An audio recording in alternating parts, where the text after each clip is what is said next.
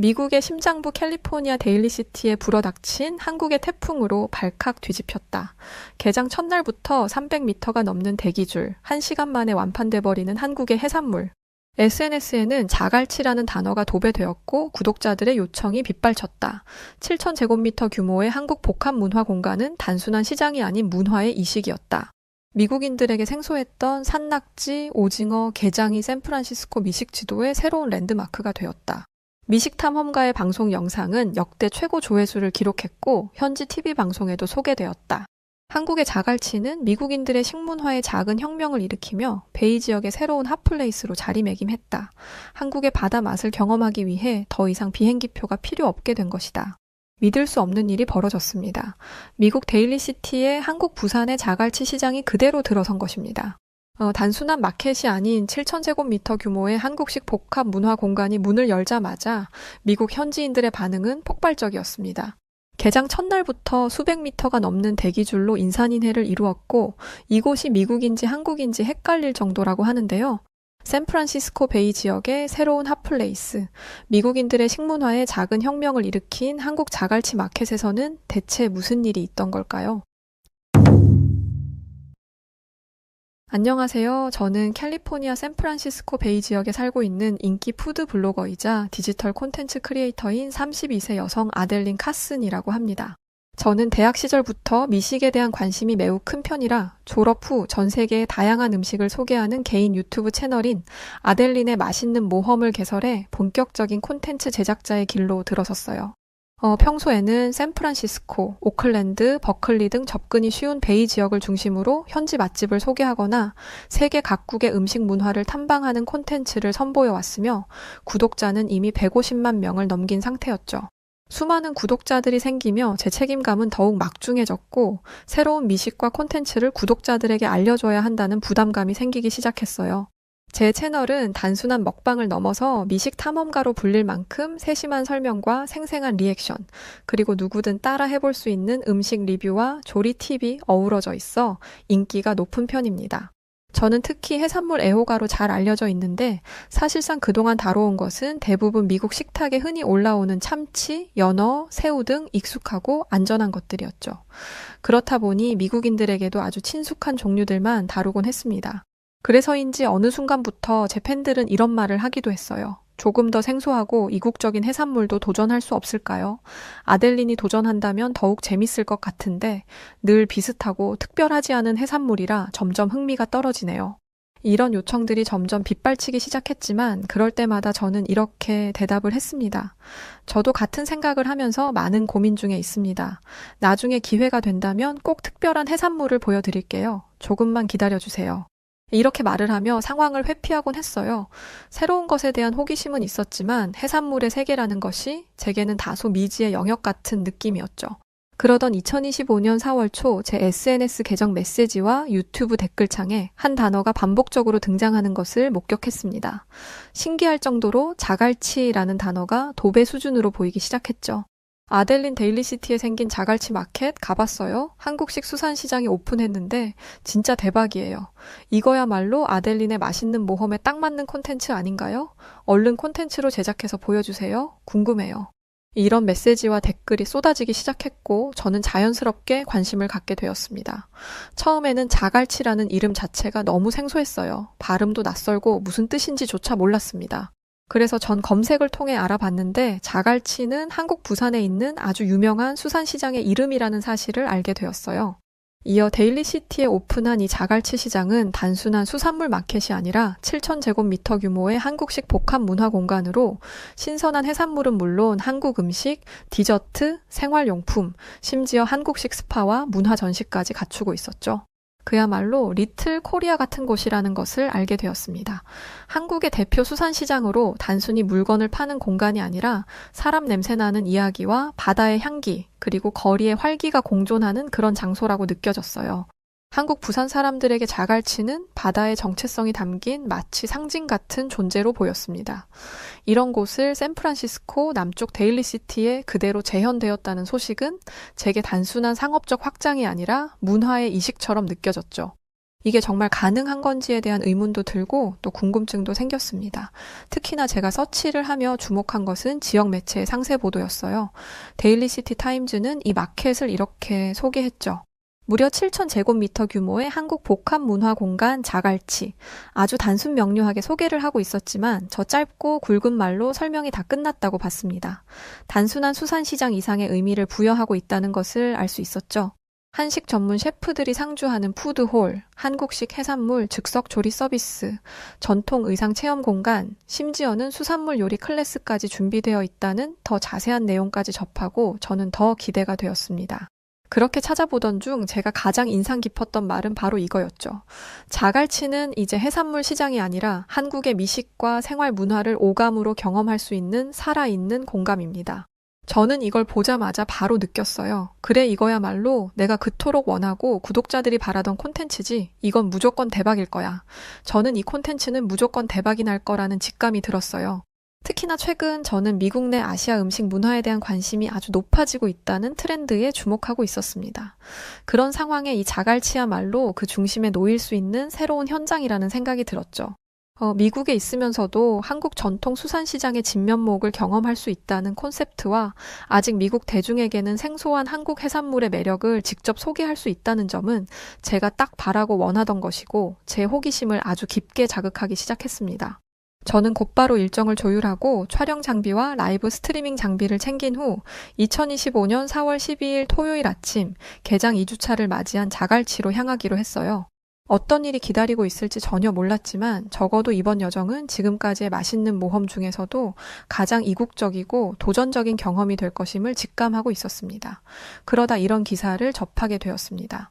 오픈 첫날에 무려 100m가 넘는 대기줄이 있었고 오전 10시 전에 준비한 전복과 낙지가 완판, 무려 4시간 만에 하루 분 재료가 동나는 사태가 벌어졌다는 소식을 알게 되었어요.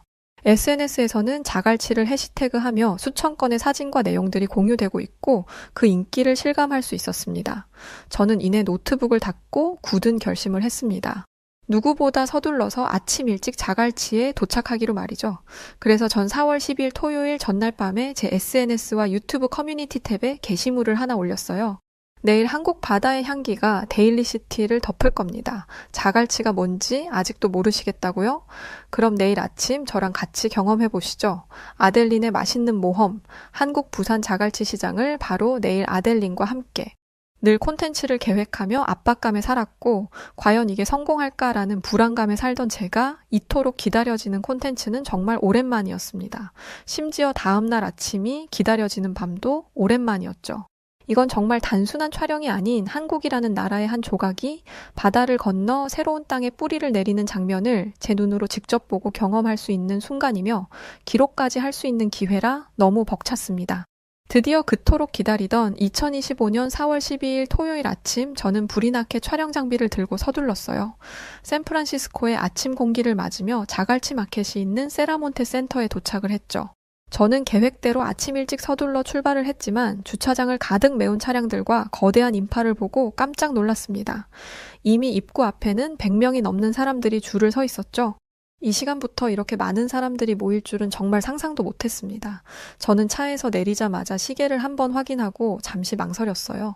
이 정도 인파라면 그냥 돌아가는 게 나을 것 같은데 들어갈 수는 있을까? 이렇게 일찍 왔는데 사람이 이 정도면 대체 몇 시에 와야 하는 거야? 이런 생각이 머릿속을 잠시 스쳤지만 저는 프로답게 이 또한 놓치지 않고 모두 기록하기로 결심을 했습니다. 이내 곧바로 카메라를 들고 길게 늘어선 줄을 향해 걸어갔죠. 사람들은 모두 저처럼 기대가 가득한 표정으로 기다리고 있었고 그 가운데서도 누구보다 더 기대에 찬 표정을 짓고 있던 몇 명의 방문객이 눈에 띄어 저는 말을 걸어봤습니다. 혹시 첫 번째 방문이세요? 네, 맞아요. 근데 이렇게 사람들이 많이 올 줄은 몰랐어요. 확실히 여기에 뭔가 특별한 게 있나 봐요. 힘들긴 하지만 무조건 기다릴 거예요.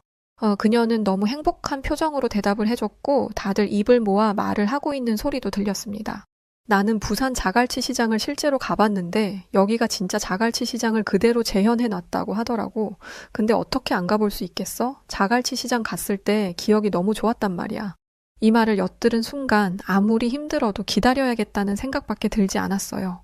점점 기대를 하며 기다리다 보니 이제는 지루하다는 생각도 들지 않았습니다. 사람들의 얼굴에서는 호기심과 설렘이 넘쳐 흐르고 있었고, 그런 그들을 보면 저 역시 덩달아 기분이 좋아졌죠. 그렇게 약 30분이 지난 후 드디어 입구로 들어갈 시간이 되었습니다. 사람들이 모두 천천히 질서 있게 안으로 밀려 들어갔죠.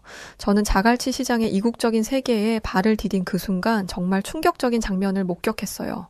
이건 분명히 다른 세상일 거야. 거의 시간 여행을 하는 중이라고 해도 믿겠는데 진짜 강렬한 모습이잖아? 내가 상상한 이상이야. 자갈치 마켓의 내부는 이상하게도 너무 낯이 있고 또 너무 새로운 느낌을 주고 있었습니다. 높이 솟은 천장에는 전통적인 한옥의 기와지붕이 엿보였고 곳곳에는 전통적인 한국 문양이 조화를 이루며 고유의 문화적 특색을 강조하고 있었어요. 대형 LED 스크린이 중앙에 자리 잡고 있었는데 부산 자갈치 시장의 일상을 담은 다채로운 영상이 흘러나오고 있었죠. 화면 속에서 사람들이 활기차게 생선을 손질하고 시장 아주머니들이 손님들에게 해산물을 건네는 정겨운 장면들이 제 시선과 이곳의 분위기를 더욱 생동감 있게 만들었습니다. 입구에서부터 느껴지는 고유한 한국적인 향기가 제 온 신경의 감각을 자극하기 시작했어요. 그 향기는 김치찌개, 된장찌개, 그리고 바닷내음이 어우러진 아주 독특한 조화였습니다. 공간을 가득 채운 사람들은 대부분 한국인 방문객들이었지만 몇몇은 확실히 외국인들도 많이 있었어요. 저와 비슷한 푸드 크리에이터들도 눈에 띄었죠. 저는 자갈치라는 간판 아래로 들어서며 카메라를 켰고 손에 들고 있던 스마트폰으로 라이브 스트리밍을 시작하며 아주 들뜬 목소리로 말을 했습니다. 여러분, 이곳이 바로 자갈치입니다. 지금 보고 계신 곳은 단순한 수산시장이 아니에요. 여기는 한국의 맛과 문화를 그대로 재현한 복합 문화 공간입니다. 이곳에선 한국의 전통시장을 느낄 수 있을 뿐만 아니라 진짜 한국 음식, 그 자체를 경험할 수 있어요. 제가 여기서 무슨 맛있는 걸 먹을지 여러분도 기대되시죠? 저는 카메라를 들고 천천히 해산물 코너를 향해 걸어갔어요. 제가 처음 본 것은 실제로 살아 움직이는 해산물들이었죠. 이건 전복이에요. 그리고 저건 정말 신선한 낙지예요. 팔팔하게 움직이는 것 보이시죠? 그리고 여기 보이세요? 해산물 옆에 가격표랑 설명들이 다 적혀 있어서 편해요. 그렇게 정말 신이 나서 기쁜 마음으로 라이브를 하던 중 제가 정말 깜짝 놀랄 만한 상황이 벌어졌습니다. 너무 깜짝 놀라 발걸음까지 멈췄는데 그건 바로 해산물을 발견한 곳, 바로 옆에 수조 속에 있는 산낙지였죠. 세상에 산낙지래요. 이거 지금 살아서 움직이는 거 봐요. 여러분, 살아있는 해산물을 이렇게 가까이서 본 적이 있나요? 저는 한참 동안 산낙지를 바라보다 호기심을 참지 못하고 산낙지를 향해 손을 뻗었습니다. 그때 바로 옆에서 상인 아저씨가 말했어요. 이 산낙지는 특수하게 키운 거라 아주 신선해요. 이거 한번 먹어보면 이 맛을 절대 못 잊어서 내내 생각날 겁니다. 이 말을 듣고 저는 긴장이 되면서도 이번 기회에 한국 해산물을 시도해보기로 결심했죠. 저는 즉석에서 낙지회를 준비하는 직원에게 다가갔고 그 직원은 친절하게 살아있는 낙지를 바로 손질하고 매콤한 소스를 얹어 탕탕이 형태로 준비해줬어요. 저는 그 탕탕이라는 걸 받아들고 용기를 내서 입에 넣어 막 씹었습니다. 그리고 이내 충격적인 일이 벌어졌죠. 이거 진짜 정말 신선하고 너무 맛있어요. 사실 너무 무서워서 한참 고민했는데 세상에 이런 맛은 난생 처음이에요. 특유의 탱탱한 질감이랑 고소함까지 이거 정말 대박이에요. 제가 용기 있게 산낙지 탕탕이를 먹는 걸 보고 시청자들의 반응은 실시간으로 아주 폭발적이었습니다. 대박 산낙지 맛있어요. 너무 징그러워서 못 먹을 것 같은데 아닌가요? 저 정도 표정이면 진짜 맛있다는 건데. 탕탕이 맛있어요. 저 한국 가서 먹어봤는데 진짜 대박이에요. 맛을 아니까 더 먹고 싶네요. 저는 탕탕이의 매력에 빠져 한동안 해산물 코너를 빠져나오지 못하고 내내 돌아다녔어요. 그렇게 다양한 해산물들과 그 맛에 대해 시청자들에게 아주 생생하게 전했습니다. 저는 이 모든 것들이 그저 하나의 해산물 시장이 아니라 마치 살아있는 문화 전시관처럼 느껴지기 시작했어요. 제가 처음 예상했던 것보다 훨씬 더 풍성하고 다양한 한국의 문화를 여기서 느낄 수 있다는 것에 너무 행복하고 깊은 감동을 받게 되었습니다. 이곳 자갈치는 단순히 음식을 팔고 사람들에게 제공하는 곳이 아니라 정말 한국 해산물의 모든 것을 보여주는 역사와 전통을 아우르는 문화 공간으로 느껴졌죠. 저는 자갈치 마켓 안쪽으로 조금 더 들어가서 생선 해산물 코너 쪽으로 가봤어요. 전통적인 재래시장의 분위기를 그대로 재현한 이 구역은 마치 부산 어시장의 골목 한복판에 들어온 것처럼 생동감이 넘쳐 흐르고 있었죠. 가게마다 조명이 따뜻하게 비추고 있었고 수조 속에서는 크고 작은 해산물들이 꿈틀거리고 있었습니다. 그렇게 시선을 빼앗긴 것은 전복이었죠. 시청자들이 전복에 대해서도 다뤄달라는 요청이 빗발쳐 저는 자세히 보여주기 시작했습니다. 그런데 이렇게 살아 움직이며 파닥이는 전복은 제게도 정말 충격적이었죠. 여러분, 이거 보이시죠? 이거 지금 전복이 살아서 움직이고 있어요. 진짜 전복이 이렇게 움직이는데 정말 캘리포니아에서 이 정도 신선도를 저는 본 적이 없어서 눈으로 보고도 믿기지가 않네요. 한참 동안 멍하니 살아 움직이는 전복을 보던 중 옆에 있던 매장 직원이 저를 반갑게 맞이해줬습니다. 그의 이름은 한진수였고 해산물 전문 코디네이터라는 직함을 가지고 있었죠. 진수 씨는 아주 유창한 영어로 제게 말을 걸었습니다. 처음 오셨죠? 여긴 자갈치에서도 인기가 아주 많은 활어 코너예요. 미국에서는 보기 힘든 해산물이 아주 많을 겁니다. 저는 고개를 끄덕이며 말했어요. 정말 맞아요. 여기는 무슨 해산물 박물관 같아요. 아니, 바닷속에 들어가서 바로 잡은 걸 보고 있는 그런 기분이 들어요. 진수 씨는 저를 위해 오징어, 멍게, 가리비, 키조개, 미더덕 등 다양한 해산물을 하나하나 소개해줬어요. 그때 제 눈에 길쭉한 형태의 검은빛 오징어가 들어왔죠. 살아있는 듯 움직이는 다리가 살짝 꿈틀거리는 것을 본 저는 순간 놀라 움찔했지만 호기심이 이겨버렸고 먹어보기로 했죠. 진수 씨는 바로 옆 즉석 시식대로 저를 안내해줬습니다. 거기엔 갓 손질한 오징어회가 있었고 그 옆에는 초장, 간장, 와사비 등 다양한 소스가 준비돼 있었어요. 저는 손을 씻고 젓가락으로 얇게 썰린 오징어 한 점을 집어 새빨간 초장을 찍어 입에 넣었죠. 그리고 바로 그 순간 저는 표정이 싹 변하고 말았습니다. 와, 대체 이게 뭐지? 식감이 도대체? 이게 무슨 식감이지? 예상과는 전혀 다른 맛이야. 엄청 쫄깃한데 전혀 비리지는 않고 감칠맛도 예술인데 정말 난생 처음 경험하는 맛이잖아? 이런 제 리얼한 표정 변화들은 라이브 중인 카메라에 모두 잡히고 있었고 실시간으로 반응을 본 시청자들은 폭발적인 반응을 보여줬어요. 아델린 표정 진짜 리얼 아니에요? 오징어? 그거 진짜 그 정도로 맛있어? 아, 지금 당장 자갈치 가도 먹을 수 있을까요? 나도 저기 가고 싶다. 한국은 당장 못 가니 저기라도 가봐야지. 저는 그제야 정신을 차리고 웃으며 채팅창을 확인하고 대답하기 시작했습니다. 여러분, 지금 제가 먹은 건 바로 신선한 생오징어 회예요. 진짜 살아있던 걸 바로 손질한 거라서 질감이 말도 안 되게 좋아요. 여긴 샌프란시스코 남쪽 데일리시티에 새로 생긴 한국식 전통시장 자갈치입니다. 부산의 그 자갈치 시장을 그대로 옮긴 공간인 건 이제 설명 안 해도 다 아시죠? 한국에서는 이렇게 싱싱한 해산물을 회로 바로 먹는 게 일상이래요. 오징어도 이렇게 바로 잡아서 손질하니 감칠맛이 더 좋은 거고요. 오징어 도전하고 익숙해지면 멍게나 해삼도 이어서 꼭 도전해보세요. 저는 그 이후에도 다양한 해산물들을 소개하면서 실시간 방송을 계속 이어갔어요. 생선 코너의 신선도, 매장의 친절한 안내, 한국 특유의 분위기까지 자갈치에서의 경험은 단순히 음식을 맛보는 차원을 넘어 제게 문화적 감동을 주기 시작했습니다. 해산물 코너에서의 짜릿한 첫 경험을 마친 후 저는 여전히 놀란 표정으로 복합시장 안쪽을 향해 걸음을 옮겼습니다. 생생하고 신선한 해산물의 세계를 지나자 전혀 다른 분위기의 공간이 펼쳐지고 있었어요. 따뜻한 조명이 은은히 비추는 한식 전문 푸드코트 구역이었죠. 이곳에서는 각기 다른 향신료와 구이 냄새가 공중에 어우러져 묘한 매력을 풍기고 있었습니다. 김치찌개의 칼칼한 냄새와 불고기의 달콤 짭조름한 향, 그리고 떡볶이에서 풍기는 매콤한 기운이 제 후각을 순식간에 사로잡았어요. 마치 오감을 자극하는 미식의 미로에 들어선 듯한 신기한 느낌이 들었습니다. 와, 여러분, 이 냄새 느껴지세요? 아, 물론 카메라로는 안 되겠지만 진짜 음식 냄새들이 미쳤어요. 한국 길거리 한복판에 서 있는 기분이 들어요. 저는 한 걸음 한 걸음 내디딜 때마다 새로운 세계를 만나는 듯한 기분에 휩싸였어요. 쫀득쫀득한 떡을 굽고 있는 아주머니와 수북이 담긴 잡채를 시식하게 권하는 젊은 셰프의 모습, 그리고 즉석에서 돌솥 비빔밥을 조리해주는 코너까지 하나같이 열정과 정성이 가득한 모습이었죠. 그 중에서도 제 발걸음을 붙잡은 것은 붉은 양념이 촉촉하게 잔뜩 배인 게장 코너였어요. 유리 진열대 너머로 반짝이는 꽃게들이 무척 신선해 보였죠. 이건 뭐예요? 꽃게인데 저거를 양념이랑 생으로 그냥 먹는 건가요? 직원에게 물으니 역시나 친절하게 답을 해줬습니다. 맞아요. 이건 양념게장이고 간장게장도 있어요. 한국에서는 밥도둑이라고 불릴 만큼 인기가 많거든요. 한번 드셔보세요.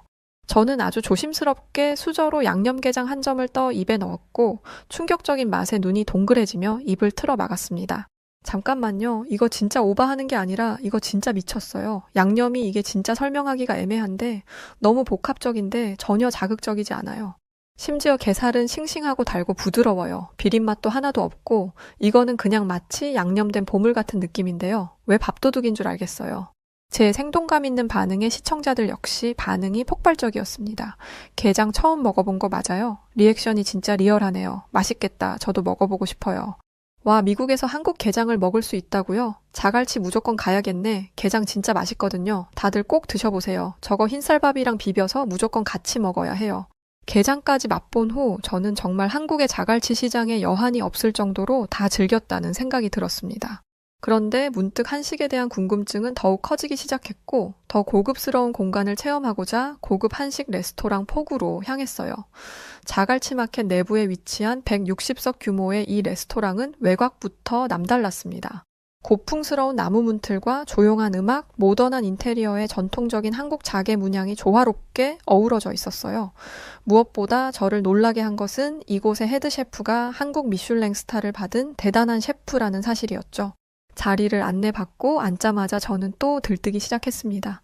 여러분, 여긴 진짜 한식 파인다이닝 공간이에요. 완전 다른 세상이에요. 저는 구운 한우와 트러플을 곁들인 비빔밥, 제철 나물로 만든 삼합, 된장 크림 수프, 그리고 유자 소르베, 디저트까지 차례차례 맛보기 시작했습니다. 그리고 이내 진짜 한식의 무궁무진함에 제대로 반하게 되었어요. 이런 중독성 있는 맛은 처음이에요. 한국 음식이 이렇게까지 깊고 복합적인 줄 몰랐어요. 이건 단순히 음식이 아니라 예술이에요. 제 촬영은 몇 시간 동안 이어졌고 레스토랑을 나설 즈음엔 시청자 수가 평소보다 2배 이상 늘어나 있었습니다. 자갈치는 단순한 시장이 아니라 제게 완전히 새로운 미식 세계로의 초대장 같은 존재였어요. 소화도 시킬 겸 제 생각뿐 아니라 다른 미국인들의 반응이 궁금해 저는 그들의 반응도 기록하기로 했습니다. 저는 한 중년의 부부에게 질문을 던졌고 그들은 대답했죠. 저희는 샌마테오에서 왔어요. 자갈치가 그렇게 인기가 좋다고 해서 일부러 아침 일찍 서둘러 나왔는데 무려 45분이나 줄을 섰죠. 그런데 그 시간이 아깝지 않을 만큼 너무 대단한 음식들을 먹어볼 수 있었어요. 한박 웃음을 지으며 인터뷰를 해주던 그들의 손에는 김밥과 오징어 튀김이 담긴 포장을 들고 있었고 아이스크림처럼 들고 있는 붕어빵 하나를 맛보고 있었죠. 이어 또 다른 방문객은 이렇게 표현했습니다. 이런 한국 슈퍼마켓이 이 지역에 생기다니 진짜 기적 같고 행운이라고 생각해요. 제가 상상한 이상이라서 저는 앞으로도 자갈치에 정말 자주 올 생각입니다. 여긴 정말 잘 만들었어요. 물론 한국 음식이 최고고요. 모두들 대만족하는 모습을 봤습니다. 특히 저는 현지 미디어들이 자갈치에 대해 이렇게 평가하는 것에 동의했어요. 이탈리의 고급스러움이 느껴진다. 정말 실용적이고 저렴한 이미지였던 한국 시장이 이렇게 럭셔리한 공간으로 재탄생할 수 있다는 것도 신기했습니다. 시장을 떠올리면 사람이 많고 붐비고 정신이 없다는 느낌이 강하죠. 근데 여긴 그걸 확 뒤집은 곳이었습니다. 이탈리아 한국 버전 같다고 해야 할까요? 전통적인 재료와 감성을 현대적으로 세련되게 해석해서 아주 럭셔리한 공간으로 탄생시켰죠. 자갈치의 구조는 단순히 넓은 시장 형태가 아니라 문화 공간, 푸드홀, 레스토랑, 이벤트홀, 키즈존까지 통합된 복합 경험 공간이었습니다. 저는 마지막으로 중앙 복도에 설치된 디지털 스크린을 바라봤어요. 그 화면에는 실시간으로 방문자 수와 인기 메뉴, 한국 전통 문화 체험 프로그램 일정이 표시되고 있었습니다. 이게 바로 현대적인 시장의 진화인 것 같아요. 전통은 잃지 않고 살리되 완전히 새로운 방식으로 사람들을 끌어들이는 거죠. 이런 공간이 미국의 커뮤니티 안에서 자리 잡는다는 게 정말 인상 깊어요. 저는 사람들의 웃음소리, 아이들이 떡을 고르는 모습, 할머니가 전통 공예 코너에서 한복을 고르는 모습까지 하나하나 카메라 속에 담으며 마무리 멘트를 준비했습니다. 미국인의 시선으로 본 자갈치는 단순한 외래 문화 체험이 아닌 현지와의 진정한 융합의 시작점처럼 느껴졌어요. 이제 마치려던 순간 샌프란시스코 크로니클의 한 기자가 평했던 문장이 하나 떠올랐죠. 자갈치는 단순한 쇼핑 공간이 아닙니다. 자갈치는 테마파크처럼 공략해야 하죠. 코스 공략이라는 말에 저는 다시 한번 마켓의 곳곳을 탐험하기 시작했어요. 그렇게 다시금 찬찬히 둘러보니 놓친 것들이 보이기 시작했죠. 디저트 거리는 자갈치 마켓의 북동쪽에 위치해 있었는데 형형색색의 디저트 부스들이 일렬로 늘어서 있었습니다. 곳곳에서 시럽 향기와 갓 구운 찹쌀떡 냄새가 코끝을 자극하고 있었죠. 저는 가장 먼저 마카롱을 닮은 한국 디저트 달고나 크림떡에 눈이 가 먹어봤어요. 이건 디저트라기보다 거의 예술에 가까운데요. 미국 친구들이 먹으면 무조건 반할 맛이네요. 얇고 쫀득한 찹쌀떡 속에 휘핑크림과 설탕을 태운 듯한 달고나 가루가 섞인 필링이 예술입니다. 이거 한 입 베어문 순간 달콤한 크림과 고소한 캐러멜 향이 입안 가득 퍼지는 게 마카롱보다 더 맛있어요. 저는 이어서 한국의 최신 디저트 트렌드라 불리는 스노우 케이크 코너로 발걸음을 옮겼습니다. 이건 부드러운 우유 시트에 눈처럼 가벼운 생크림을 층층이 얹은 케이크로 비주얼만으로도 압도적인 존재감을 자랑했죠.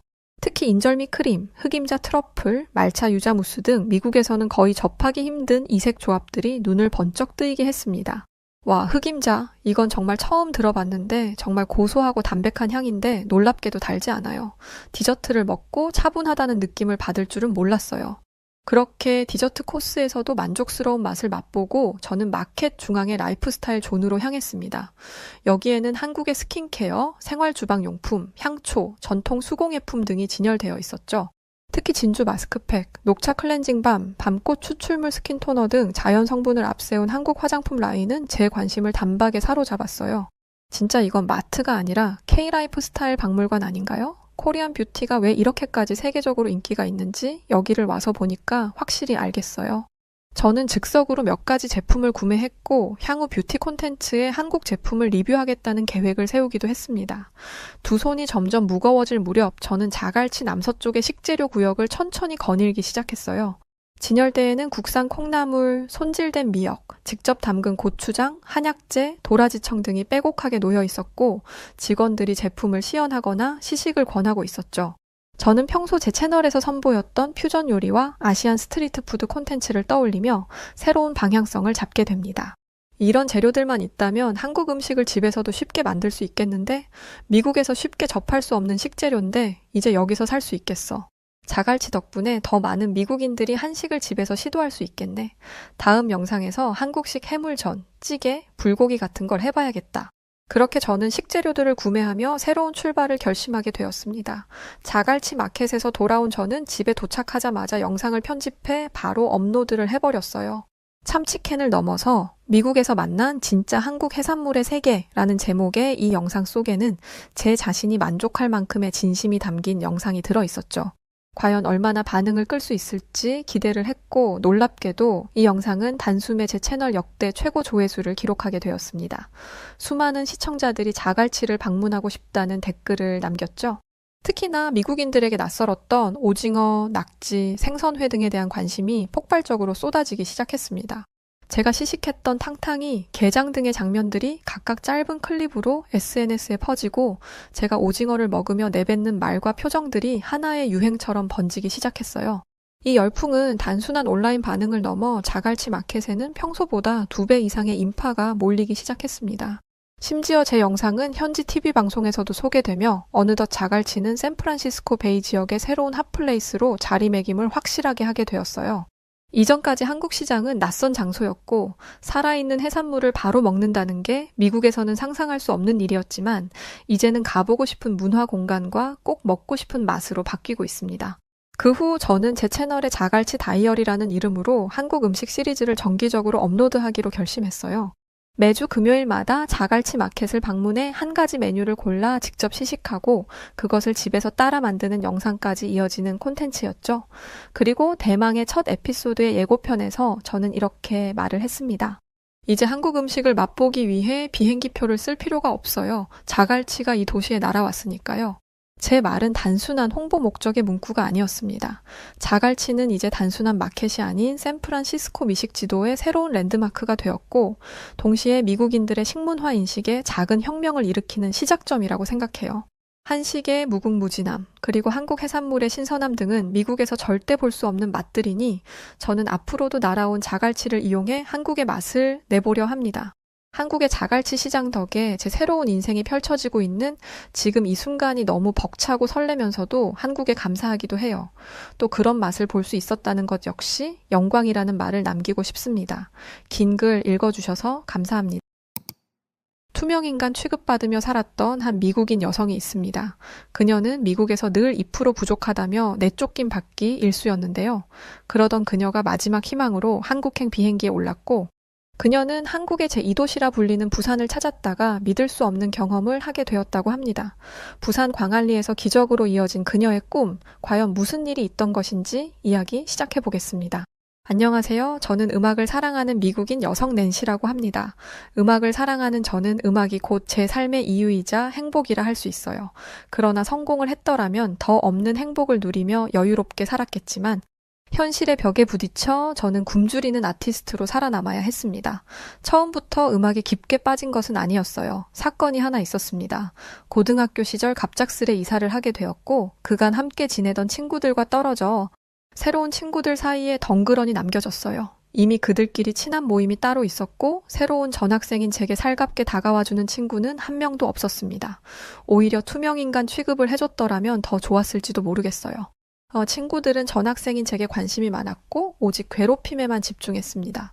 어떻게 하면 저를 더 힘들게 할지, 괴롭게 할지를 연구라도 하는 사람들처럼 하루가 다르게 괴롭히기 시작했어요. 처음에는 그러다 말겠지라며 스스로를 다독이고 위로하며 저들의 괴롭힘을 무시했습니다. 그러나 날이 갈수록 강도가 심해지니 무시할 수 있는 수준이 아니었어요. 어느 날은 등교를 하자마자 물벼락을 맞고 조퇴를 한 적도 있었습니다. 가방을 두고 자리에 앉으니 친구들이 물을 뿌려버렸고 웃으며 그랬죠.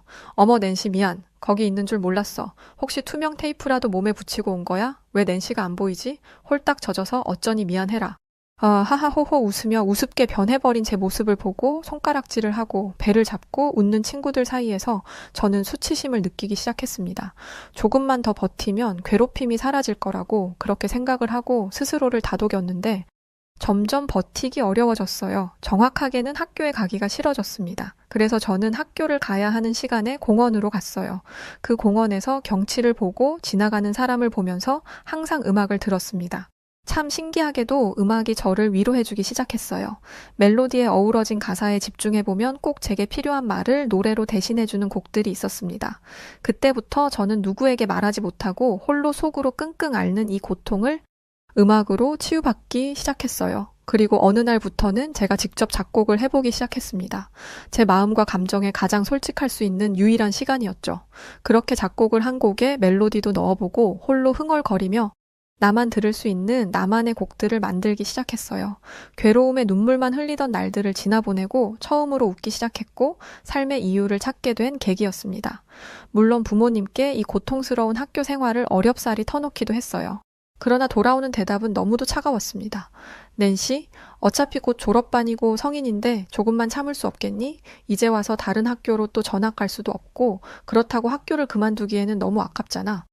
네가 힘들다는 거 충분히 이해하고 있지만 조금만 버텨주길 바란다. 그럼에도 너무 힘들다면 그때 다시 말해줘. 어떻게든 조치를 취해볼게. 엄마, 제가 지금 당장이 너무 괴로운데 어떻게 더 참으라는 말씀이신 거죠? 정말 참고 또 참고 도저히 견딜 수가 없어서 말한 건데요. 어쩌겠니? 어려서들 그렇지 뭐. 정말 낸시 너가 싫어서 그러는 친구는 없을 거야. 다들 그렇게 싸우고 괴롭히면서 크는 거지. 너는 그런 곳에 감정 쏟지 말고 진학이랑 미래에 집중했으면 좋겠다. 그러기에도 부족한 시간 아니니? 어머니의 차갑고 냉혹한 답변은 저를 힘 빠지게 만들었습니다. 조금이라도 감싸주고 제가 힘들다는 것을 인정하고 안아주셨다면 조금은 다르지 않았을까 싶어요. 그러나 그날 이후 제게 신경을 쓰시긴 했지만 그건 걱정이 앞선 것이 아니라 혹여나 공부를 제대로 하지 않을까 감시하는 신경이셨죠. 저는 집에서도 학교에서도 마음 둘 곳 하나 없이 정말 외롭고 처절하게 아팠습니다. 그래서 홀로 있는 시간 그리고 음악을 하는 그 시간만이 유일한 제 숨구멍이었어요. 물론 학교를 가지 않고 딴 길로 새고 있다는 사실은 금방 들켰습니다. 그간 학교를 다니고 있는 줄 아셨던 어머니는 기겁하셨죠. 엄마랑 저번에 잘 말한 거 아니었어? 그 전부터 그 이후에도 계속 학교를 안 나가고 있었다는 거네? 정말 실망이다, 낸시. 졸업이 코앞인데 어쩌려고 그래. 별 볼 일 없는 고작 그런 애들 때문에 내 인생을 내 미래를 다 망칠 셈이야? 그것들이 내 인생에 뭐 얼마나 큰 자리를 차지한다고 중요한 시기에 정신 못 차리고 방황을 하고 있어? 당장 학교 나가고 지금까지 벌인 일에 책임지도록 해. 엄마가 좋게 말하는 건 딱 여기까지야. 그 이상의 용서는 없으니 그만 어리광 부려. 엄마는 왜 자꾸 내가 어리광 부린다고만 생각해? 견디려고 해도 숨을 쉴 수조차 없게 나를 괴롭히는데 그런 곳에서 도대체 어떻게 견디고만 있어? 나한테 견디라고 할 게 아니라 엄마가 보호자로서 도움을 줄 수도 있잖아. 중요한 시기인 건 누구보다 내가 제일 잘 아는데 오죽하면 학교를 안 가고 이러고 있겠어. 어머니와 큰 소리까지 오고 가며 다퉜습니다. 그러나 아무리 말을 하고 또 해도 어머니는 저를 이해해주지 않으셨어요. 친구들의 잘못이 크긴 하나 철없이 행동하는 제 잘못도 크다고만 하셨습니다. 너무 속상했어요. 누구 하나 제 마음을 알아주는 이가 없었고 위로를 받지도 못하는 제 인생을 한탄했습니다. 그래서 더욱 음악에 빠졌던 것 같아요. 유일하게 저를 위로해주는 시간이었으니 말이죠. 저는 학교를 안 가는 것도 이미 걸렸겠다. 제 마음을 헤아려주지 않는 어머니에 대한 미움으로 대놓고 가지 않았습니다. 졸업을 했으면 좋았겠지만 또 저 역시 졸업을 하고 싶었지만 그들이 있는 학교에는 가고 싶지 않아서 정리를 했어요. 정말 아쉬웠습니다. 끝자락이고 전학만 하지 않았더라도 충분히 문제없이 졸업을 하고 평범한 인생을 살았을 테니까요. 그러나 이미 벌어진 일이고 더는 지나간 일을 붙잡고 후회하지 않기로 다짐했습니다. 저는 20살을 맞이하고 곧장 집에서 나왔어요. 온 몇 벌과 그간 작곡했던 작곡 노트를 들고 무작정 나왔습니다. 돈 한 푼 없었기에 정말 힘든 현실의 벽에 부딪혀야 했어요. 이제 막 20살이 된 저를 써주는 가게도 많지 않았지만 운이 좋게도 좋은 식당 사장님을 만났습니다. 무거운 짐가방과 낡은 노트를 들고 와 간절하게 일을 하고 싶다는 저를 받아주셨어요. 저는 파스타를 팔던 가게에서 일을 했고 사장님 집에 남는 방 하나를 내주셔서 그곳에서 먹고 살았습니다. 미래가 없는 듯 보이지만 그런 제게도 꿈은 있었어요. 이곳에서 열심히 일을 해 돈을 모아서 제가 살 집 하나를 마련하고 그 이후 음악을 제대로 해보기로 했습니다. 한 번도 음악을 배워본 적이 없어서 모든 게 어설펐거든요. 그런 저를 다듬어주고 싶었습니다. 일이 바빴지만 저는 사람들과 소통하고 서비스하는 그 시간들이 행복했어요. 고된 하루를 보내고 나면 일기를 썼고 그 일기를 쓰다 영감을 받으면 가사를 써내려가기 시작했습니다. 하루는 사장님이 제게 진지하게 물어보셨어요. 낸시는 왜 굳이 음악을 하려고 하는 거야? 제대로 배운 적도 없고 앞으로 가야 할 길이 먼데 그럼에도 도전하고 싶은 거야? 저한테 음악은 인생에서 가장 아팠던 시간에 함께 해준 유일한 벗이었어요. 덕분에 위로를 받았고 그 덕에 지금처럼 극복하고 웃으며 살 수 있게 되었어요. 그래서 저는 어떻게든 살려준 이 음악을 포기할 수가 없어요. 더 배우고 싶고 더 잘하고 싶어요. 언젠가는 근사한 제 곡을 사람들 앞에서 공연하며 불러보고 싶거든요. 그게 제 작은 꿈입니다. 제 말을 들은 사장님께서는 아이디어를 내주셨습니다. 낮에는 파스타집으로 운영하지만 저녁에는 칵테일, 보드카 등을 곁들일 수 있는 바 분위기였죠. 그런 가게에서 저녁에 공연을 하라는 제안이었습니다. 처음에 저는 굉장히 당황을 했어요. 제대로 배운 적이 없어서 어설픈 제가 사람들 앞에서 날 것 그대로의 공연을 한다니 상상할 수 없는 일이었습니다. 그러나 그런 생각이 들었어요. 이 또한 너무 좋은 경험이 될 텐데 지레 겁먹고 포기하는 일은 없어야 한다고 생각했습니다. 제가 부족하면 부족한 대로 더 보충을 하고 그렇게 제 자신을 성장시켜 보기로 했어요. 적어도 다른 일도 아니고 음악을 위해서라면 충분히 도전할 가치가 있다고 생각했습니다. 감사한 사장님의 마음을 받아들였고 낮에는 홀서빙을 하고 저녁에는 공연을 해서 제 꿈에 가까워지기도 했고 돈을 더 벌기도 했어요. 처음 공연하던 날 밤이 떠오릅니다. 유독 사람들이 많아서 떨리고 긴장되는 마음을 다잡고 평소 제가 가장 애정하던 곡 몇 가지 리스트를 만들어 불렀어요. 악기 연주를 능숙하게 하는 편이 아니라 저는 오직 보컬에만 집중해서 사람들을 집중시켰습니다. 너무 긴장되어 눈을 질끈 감고 마스크를 두 손으로 감싼 채 노래를 하기 시작했죠. 그리고 떨리는 마음으로 질끈 감은 두 눈을 살며시 떠봤을 때 저는 깜짝 놀라고 말았습니다. 그 많은 사람들이 모두 저를 쳐다보고 저마다 다른 모습으로 제 노래를 감상하고 있었어요. 어떤 사람은 두 손을 감싸며 미소를 짓고 또 어떤 사람은 함께 몸을 흔들며 리듬을 타고 있기도 했습니다. 한 곡을 모두 불렀을 때 사람들은 박수갈채가 터졌고 너무 아름다운 목소리라는 말을 들었어요. 세상의 낸시의 목소리는 정말 환상적이었어. 때묻지 않은 순수함이 그대로 남아있는 너무도 맑고 쾌청한 목소리는 그야말로 예술이야. 내가 최근에 들어본 노래 중에 최고의 보컬이었어. 낸시 저녁마다 공연하는 거야? 난 낸시의 노래를 들으러 자주 와야겠어. 난생 처음 사람들 앞에서 공연을 해본 제가 들은 최고의 찬사였습니다. 모두가 좋은 말을 해주니 용기를 낼 수 있었고 저는 저녁 공연을 즐기기 시작했어요. 그렇게 저는 무명 가수의 길로 빠지게 되었습니다. 다들 저를 보면 그랬어요. 실력도 너무 좋고 여기서 이렇게 노래를 하고 있을 가수가 아닌데 왜 여기서 이러고 있냐고 했습니다. 엔터를 만나서 유명 가수로 거듭나라는 말을 많이 해주셨지만 저는 그 정도 실력이 아니라고 생각했어요. 도전을 수없이 해봤다면 좋았겠지만 저는 그 당시 공연하는 제 모습에 만족했습니다. 그런데 하루는 제 노래를 사랑하는 단골 손님과 깊은 대화를 나눴고 생각이 바뀌기 시작했어요. 그 손님은 제 노래를 듣기 위해 일주일에 4번에서 5번은 저희 가게를 찾아주셨습니다. 비가 오나 눈이 오나 늘 찾아주시는 감사한 분이셨기에 저를 위한 조언도 아낌없이 해주셨어요.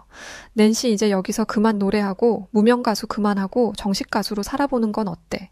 내가 공연 보는 것도 좋아하고 여러 가수를 만나봤지만 낸시의 실력도 대단하거든. 자꾸 현실에 안주하지 말고 더 높은 곳으로 갈 수 있도록 수없이 도전해봤으면 좋겠어. 내가 봤을 때 수없이 하는 그 도전 중 한 번쯤은 꼭 낸시가 더 유명해질 수 있는 길로 갈 수 있는 티켓이라고 생각하거든. 사실 저도 엔터 쪽을 찾아가서 오디션도 보고 싶고 그런데 자신이 없었어요. 고작 무명 가수인 저를 누가 써주고 인정할까 싶더라고요. 더 좋은 장비와 큰 무대에 서서 노래하고 싶은데 방법을 정말로 모르겠어요. 제 속내를 털어놓으니 단골 손님은 선뜻 도와주겠다고 하셨습니다. 아는 지인 중 엔터 쪽에 종사하는 분이 계신다며 말이죠. 그렇게 저는 현실에 안주하지 않고 더 크게 성장하기 위해 수없는 도전을 하기 시작했습니다. 오디션을 보고 또 보고 도전했지만 솔직히 결과는 좋지 않았어요. 늘 듣는 말도 비슷했습니다. 잘 들었어요, 낸시. 낸시는 정말 이 퍼센트가 부족하다는 말이 딱 알맞은 것 같아요. 목소리도 좋고 제법 리듬감도 있고 감정도 잘 살리는데 어딘지 모르게 전율이 퍼지는 느낌은 없고 뭔가가 부족한 애매한 느낌이 있네요. 이걸 스스로 찾아서 잘 보완한다면 충분히 좋은 결과가 있을 것 같아요. 항상 다들 제게 어딘지 모르게 뭔가가 부족하다고 했어요. 정말 완벽하다면서 말이죠. 그렇게 늘 100점 중 2점이 부족해 탈락하는 수준으로 실패를 맛봤고 지쳐갔습니다. 그러던 어느 날 K-팝을 알게 되었어요. 저는 미국에서 사람들이 잘 모르는 무명 가수 낸시였지만 K-팝 가수들은 정말 화려하고 환상적이었습니다. 그들은 한국뿐 아니라 일본, 중국, 미국 등 정말 각 나라를 돌아다니며 환상적인 무대를 펼쳤어요. 저는 멋진 무대 위의 모습만을 보고 그들을 동경하기 시작한 것은 아니었습니다. 단순히 스타성이 아닌 음악성에 반하기도 했어요. K-팝 노래들은 한국어를 모르는 제가 들어도 리듬감과 중독성이 엄청난 노래들이었습니다. 한국어를 공부하고 싶게 만드는 정도였죠. 그날부터 저는 제가 빠진 K-팝 노래들의 가사를 해석했고 한국어로 부르기 시작했어요. 물론 누가 알아주는 작업은 아니었지만 K-팝 노래를 멋지게 완곡해 공연하는 것이 새로운 꿈이었습니다. 물론 K-팝 노래를 공부한다는 것은 결코 쉬운 일은 아니었어요.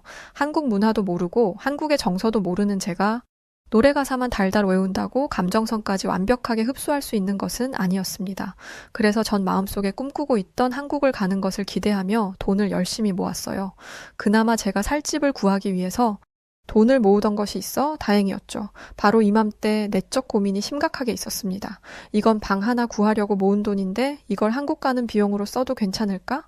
혹여나 한국 가서 제대로 얻는 게 없다면 돌아와서 다시 처음부터 시작해야 하는데 어떻게 하면 좋을까?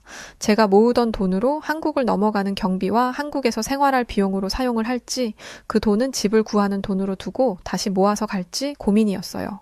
그런데 인생은 타이밍이라고 하죠. 지금 바로 이 순간 저는 한국행을 원하는데 지금이 아니면 무슨 의미가 있을까 싶었습니다. 그래서 과감하게 저는 모든 것을 내려놓고 한국행 비행기 티켓을 끊고 한국에서 한 달간 지낼 숙소를 예약한 후 곧장 한국으로 갔어요.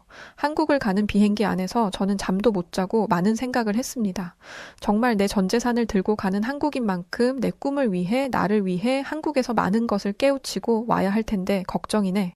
그렇게 많은 고민과 걱정 끝에 저는 한국에 도착을 했어요. 제가 한국에 와서 머물던 곳은 바로 홍대입니다. 홍대는 음악을 사랑하는 수많은 한국 젊은이들과 외국인 관광객들이 모여 있는 곳이라고 들었어요. 저는 K-팝을 접하러 가고 싶었기에 제가 머물기에 홍대만큼 좋은 곳은 없다고 생각했습니다. 도착을 하고 짐을 풀자마자 저는 홍대의 거리로 나섰어요. 홍대 거리에는 버스킹을 하는 사람들이 많았습니다. 그 버스킹을 구경하던 중 한국인과 자연스럽게 대화를 나누게 되었어요. 저는 그와 많은 대화를 나누던 끝에 음악을 위해 K-팝만 보고 한국에 무작정 온 제 사연을 말해줬습니다. 그리고 그는 제게 도움이 될 만한 정보를 하나 던져줬어요. 낸시가 정말 음악을 제대로 배우고 싶어서 온 거라면 보컬 학원에 가서 배워야 하지 않을까? 홍대에 유명한 보컬 학원이 많거든. 레슨을 원한다면 내가 추천해 줄 수 있어. 지금 지내는 게스트 하우스랑도 거리가 멀지 않아서 부담스럽지 않을 거야. 꼭 성공하길 바래. 너의 꿈을 난 진심으로 응원할게. 보컬 레슨이 가능한 곳을 알려줘 저는 그곳에 가서 레슨을 받게 되었습니다. 그간 노래 잘한다, 목소리 좋다는 소리는 많이 들었지만 전문적으로 배운 적이 없어서 미흡한 부분이 많았죠. 그런데 보컬 레슨을 배우니 확실히 더 듣기 좋은 소리로 다져지는 느낌이 있었습니다. 저는 게스트하우스에서 지내며 보컬 레슨을 하고 또 빈 연습실에서 연습하는 것으로 하루하루를 보냈어요. 물론 이렇게 연습을 하면서도 불안하지 않았던 것은 아닙니다. 이게 과연 의미가 있는 건지, K-팝은 어떻게 접해야 하는지 제 속안에는 수많은 물음표들이 떠오르고 있었지만 저는 제 자신을 그리고 현재를 믿기로 했어요.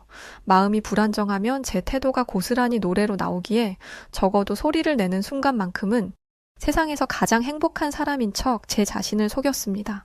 정말 놀라웠던 것은 한국의 보컬 수준이었어요.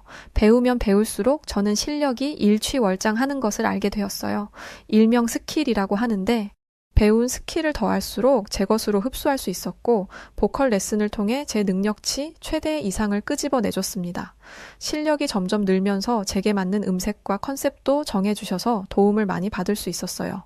저는 이렇게 배움을 연속할수록 실력이 점점 늘어났지만 K-팝과 한국의 문화를 접할 시간이 없는 게 아쉬웠습니다. 역시 보컬 선생님도 같은 마음이셨는지 제게 이런 말을 해주셨어요. 낸시가 음악에 진심이고 열심히 배우는 것은 알겠지만 아무래도 세상을 접할 기회가 더 다양했으면 좋겠어. 그렇게 하면 감정선도 더 풍부해질 것 같거든. 한국까지 와서 보컬만 집중하지 말고 다양한 문화를 경험해보는 건 어떨까? 홍대 말고 다른 곳도 가서 거리도 거닐고 카페도 가보고 또 서울 잠실에 놀이공원도 있는데 거기도 한번 가봐. 전에 낸시가 놀이공원 좋아한다는 말이 기억나거든. 그런 경험들이 쌓이고 쌓여 나중에 풍부한 감정을 표현할 수 있을 거야. 보컬 선생님의 말을 들어보니 저는 세상을 접할 기회가 별로 없었습니다. 늘 제 생활 반경에 울타리를 쳐둔 듯 그 안에서만 생활하던 사람이었으니 말이죠. 그건 한국에 와서도 똑같았습니다. 매일 보컬 학원과 게스트 하우스를 반복했고 어쩌다 홍대 거리를 돌아다니며 버스킹을 구경하는 것이 끝이었으니 말이죠. 그래서 전 용기를 내 강남도 가보고 인사동도 가보며 한국 사람들 사이에서 어울려 보기 시작했습니다. 그리고 정말 제가 좋아하는 놀이공원도 가봤어요. 이곳은 서울 잠실에 위치한 롯데월드인데 실내와 실외로 나눠져 있어서 다양하게 즐길 수 있었습니다. 그런데 놀이공원에 와서 하나 놀란 사실이 있었어요. 바로 스마트한 한국의 시스템이었죠. 놀이공원을 가면 길게 서 있는 줄에 벌써부터 지치기 마련인데 한국은 앱을 통해서 원격 줄서기나 예약 제도가 있었습니다. 이 앱을 통해서 줄서기를 하거나 예약을 하면 제가 현장에서 1시간, 2시간씩 줄을 서지 않아도 순서가 다가오면 바로 탈 수 있었어요. 그렇다 보니 시간도 절약할 수 있고 더 다양한 놀이기구를 탈 수 있었습니다. 같은 날 몇 배로 더 즐길 수 있는 행복이 있다는 사실에 놀라움과 행복함이 동시에 다가왔어요. 물론 미국에도 전 세계적으로 유명한 놀이공원이 있고 다들 아실 텐입니다. 그런데 그곳은 모두 다 돈이거든요. 돈이 없으면 아무것도 할 수 없을 지경이고 돈도 한 2푼을 쓰는 게 아니라 부담스러워서 선뜻 도전할 수가 없습니다. 한마디로 너무 비싸기에 모든 게 돈이라 함부로 뭘 할 수가 없는데요. 하다못해 그곳에서 배를 채우는 것조차 부담으로 다가와요. 심지어 사람에 비해 식당이 협소해서 늘 정신이 없는 곳이죠. 그런데 한국 롯데월드는 달랐어요. 스마트한 것은 물론이고 가격이 부담스럽지 않았습니다. 식당에 가서 밥을 먹을 수 있었고 출출하면 돌아다니며 길거리 음식을 즐길 수 있었어요. 롯데월드에서 보냈던 하루는 그야말로 환상적인 하루였고 저는 많은 것을 느끼게 되었습니다. 세상에는 정말 다양한 나라가 있고 인종이 있고 제가 경험하지 못한 것들이 많다는 사실이었죠. 또 강대국이라 불리는 미국보다 한국이 더욱 발전된 곳이라는 사실도 알게 되었어요. 단순히 K-팝 문화만 발전한 것이 아니라는 것을 알았습니다. 그래서 인지 한국이 더 좋아지기 시작했어요. 돌아와서 보컬 선생님께 얼마나 많은 감사 인사를 했는지 모릅니다. 제가 한국에 대해 좋은 감정을 가진 것은 이뿐이 아니었어요. 제가 지내던 게스트하우스는 저처럼 외국인도 많았지만 한국인도 많았습니다. 공용 거실도 같이 쓰고 주방도 같이 쓰고 또 저와 함께 방을 쓰는 사람들과 자연스럽게 소통을 하게 되었는데 전 이곳에 머물며 한국의 정을 온전히 느끼게 되었어요. 한국인들은 참 예의가 바르고 남을 돕는 것을 당연히 생각하는 선한 사람들이었습니다. 한국 문화를 잘 모르는 제게 선뜻 알려준 것들이 한 2가지가 아니었어요. 특히 게스트하우스는 저 혼자 지내는 곳이 아니라 모두의 편의를 위해 규칙을 꼭 지켜야 합니다. 그 규칙이 어떤 것들이 있고 어떻게 지켜내야 하는지도 한국인이 알려줘서 이해할 수 있었어요. 무엇보다 영어로 소통할 수 있다 보니 대화를 길게 이어나가고 끊기지 않는다는 것이 신기했습니다. 물론 케이팝을 접하는 것은 쉽지 않았어요. 유명 가수들은 한 번도 만난 적이 없었고 그들의 노래를 실제로 들을 기회도 없었습니다. 다만 제가 사랑하는 음악에 대한 공부는 미국에서 보다 훨씬 더 깊이 있게 할 수 있었어요. 그렇게 저는 한 달을 서울 홍대에서 보냈고 다시금 미국으로 돌아가야 할 시간이 다가왔습니다. 그런데 어딘지 모르게 자꾸만 아쉬움이 남았죠. 이제 정말 가야 하는데 가기가 싫었어요. 바로 그때 함께 방을 쓰던 한국인과 외국인이 제게 제안을 하나 했습니다. 낸시 혹시 한국에 더 있을 수 있는 거라면 우리랑 부산으로 가지 않을래? 갑작스럽게 부산을 가자는 제안을 뿌리치기는 쉽지 않았습니다. 제가 서울 홍대에서 지내며 약간 후회했던 것 중 하나가 바로 부산으로 갈 거리였어요. 부산 광안리 해수욕장에서 버스킹을 하며 유명해진 수많은 외국인들의 모습을 보며 많이 부러웠습니다. 저는 한국에 대해 잘 몰랐고 첫 방문이라 홍대를 온 것인데 차라리 더 현장에서 즐기고 저를 알리기 위해서라면 부산으로 가는 것이 맞았구나 싶었죠. 그런 찰나의 제안을 하니 솔깃했습니다. 다만 돈이 많이 떨어져 가는 상황이었고 제가 이 상태로 부산에 가서 돈을 다 써도 괜찮을까 싶었어요. 한참 고민 끝에 저는 이대로 미국으로 돌아가면 너무 후회할 것 같아서 그들과 함께 부산으로 가게 되었습니다. 함께 간 외국인은 프랑스에서 온 세나였는데 저처럼 음악을 사랑하는 친구였어요. 그리고 한국인은 이민지였는데 민지 역시 음악을 사랑하여 한국 곳곳을 다니며 버스킹 공연을 하는 친구였습니다. 저희들은 서로 너무 결이 맞는 사람들끼리 만난 거였어요. 그렇게 한국의 KTX를 타고 서울역에서 부산역까지 한 걸음에 달려갔습니다. 그곳에서도 저희 셋은 한 방을 쓰며 게스트하우스에서 머물게 되었어요. 얼마나 있을지 모르겠지만 우선 숙소를 예약했고 도착한 날 바로 저희 세 사람은 광안리 해수욕장으로 향해 버스킹을 했습니다. 저는 무명 가수 미국인 낸시로 점점 통하게 되었어요. 사람들은 제가 노래를 부르면 두 손을 모아 감동 어린 눈빛으로 쳐다봐줬고 박수갈채는 쏟아졌습니다. 그리고 수많은 한국인들이 저를 영상으로 찍어 담아주기 시작했고 그건 곧 SNS에 퍼지기 시작했어요. 점점 퍼지다 드디어 많은 사람들이 찾아주는 가수 낸시가 되었습니다. 늘 저를 소개할 때 무명 가수 낸시라고 소개를 하다 이제는 가수 낸시라고 소개를 하니 행복했어요. 저를 찾는 사람들이 점점 많아졌고 버스킹을 언제 하는지 꼭 보고 싶다며 연락이 오기도 했습니다. 물론 훌륭한 무대에서 부르는 노래는 아니지만 해수욕장 모래를 밟으며 부르는 제 노래를 듣기 위해 수많은 사람들이 모여주는 것에 감사했어요. 그렇게 유명세를 치르고 있던 중 부산에 있는 한 재즈바에서 연락을 받게 되었습니다. 안녕하세요, 낸시 맞죠? 낸시가 부산 광안리 해수욕장에서 하는 공연들을 정말 감명 깊게 잘 봤어요. 그리고 저희 재즈바에 낸시가 공연을 해주길 바래서 연락을 했는데 혹시 가능할까요? 정말 놀라운 제안이었습니다. 재즈바는 부산에서도 규모가 상당한 곳이었고 실제로 제가 이름을 아는 유명 가수들도 있었어요.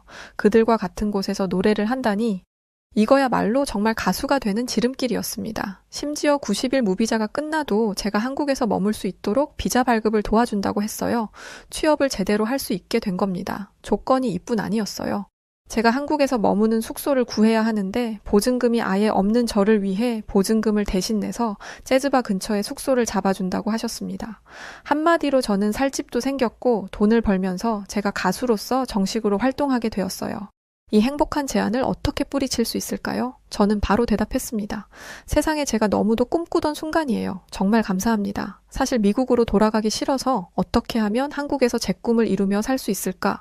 고민하고 있었는데 이렇게 좋은 제안을 주시다니 감사해요. 그렇게 저는 부산에 있는 대형 재즈바에서 공연을 하게 되었어요. 저만을 비추는 조명과 큰 무대, 그리고 제 노래를 듣기 위해 앉아있는 수많은 관객까지 완벽했습니다. 보통 1시간가량 한 타임씩 공연을 보이는데 제 타임에는 오직 제 시간이었어요. 저를 위해 와주신 관객들이 실망하지 않도록 제 목소리에 감동을 받을 수 있도록 저는 최선을 다해 1시간을 채웠습니다. 그렇게 한 달, 그리고 비자가 끝나는 90일이 지났고 저는 도움을 받아 비자 발급을 받았어요. 어느덧 한국에 온 지 반년이 넘어갈 무렵 저는 비로소 한국에 완벽하게 적응한 노란머리 한국인이 되었습니다. 제가 원하는 또 만족스러워하는 삶을 살고 있지만 미국에 계시는 부모님은 제가 성공한 거라 생각을 못하셔서 전할 길이 없었어요. 그러던 어느 날 미국에 계시는 어머니께 연락이 왔습니다. 낸시 너를 봤다고 연락이 자꾸만 와. 너 한국에서 정말 가수로 성공한 거니? 엄마 친구들도 그렇고 가족들도 낸시가 정말 성공했다고 너무 멋지다고 연락을 받았어. 어떻게 된 거야? 제가 유명세를 떨치며 곳곳에는 제가 공연하는 영상과 사진이 돌아다녔어요. 제가 미국인이다 보니 미국에도 이 소식이 전해지기 시작했습니다. 미국인이지만 음악을 사랑해 무작정 한국에 갔고 그곳에서 이렇게 성공한 미국인 낸시라며 말이죠. 사람들은 열광하기 시작했고 미국에 없는 저를 미국에서 응원하기 시작했습니다. 그렇게 하나 둘 퍼지며 결국 부모님의 지인 그리고 가족들의 귀에까지 들어간 거였죠. 언젠가 제가 꿈꾸던 삶을 살고 있다고 제 기준에서 성공을 했다고 꼭 말하고 싶었는데 이렇게 전할 수 있어 기뻤습니다. 미국에서 무명 가수로 계속 음악하겠다고 살아봤자 답이 없을 것 같았어. 그러던 중 한국의 케이팝을 접하게 되었고 음악성이 뛰어난 것을 보고 나도 너무 배우고 싶었어. 그들처럼 아이돌을 할 수는 없지만 내 음악을 진정성 있게 전할 수 있는 기회가 생기길 누구보다 간절히 바랐어. 그런 마음으로 한국에 왔는데 내 꿈을 이룰 수 있도록 수많은 좋은 한국인들이 도와줬고 지금 내가 서울이 아닌 부산에서 성공할 수 있던 이유야. 나는 현재의 내 자리와 삶에 너무 큰 만족을 하고 있는데 엄마한테는 어떻게 전해야 할지 모르겠더라고.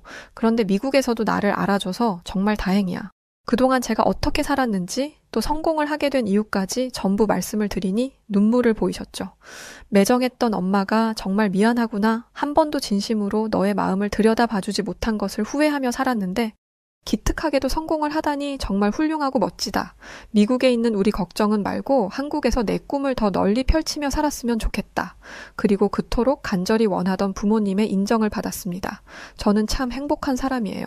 제 간절한 꿈도 이뤘고 부모님의 인정도 받았으니 말이죠. 어쩌면 저를 괴롭히던 그 친구들이 없었다면 제가 인생을 살며 처음으로 겪은 그 고난과 시련을 견뎌냈더라면 지금의 저는 없을 겁니다. 저를 가장 힘들게 했던 순간이지만 비온 뒤 땅은 굳고 해는 뜨기 마련이라고 하죠. 결국 시련을 딛고 저는 더 성장했고 모두가 알아주는 유명한 가수 낸시로 살게 되었습니다. 앞으로도 전 이곳 부산에서 수많은 사람들에게 진심과 전율이 느껴지는 노래를 들려드리려 해요. 수많은 한국인들의 도움과 그들이 곁에 있어 지금도 또 오늘도 저는 따뜻하게 이곳 부산에서 살아가고 있습니다. 참 그리고 제 이야기를 숨김없이 이야기했던 터라 사연에는 가명을 담았습니다. 이 점은 이해 바래요. 여하튼 저에게 큰 도움을 주셔서 한국인분들 모두 감사합니다. 네, 오늘 사연은 여기까지입니다. 대단하시네요. 그래도 끝까지 자신의 꿈을 포기하지 않고 이겨내신 모습이 멋지세요. 한국에서 멋진 음악 부탁드립니다. 자, 그럼 오늘 사연 어떻게 들으셨나요? 사연이 좋으셨다면 구독과 좋아요 부탁드립니다. 그럼 지금까지 사연을 전해드린 여우튜브 송은지였고요. 더 재밌는 사연으로 돌아오겠습니다.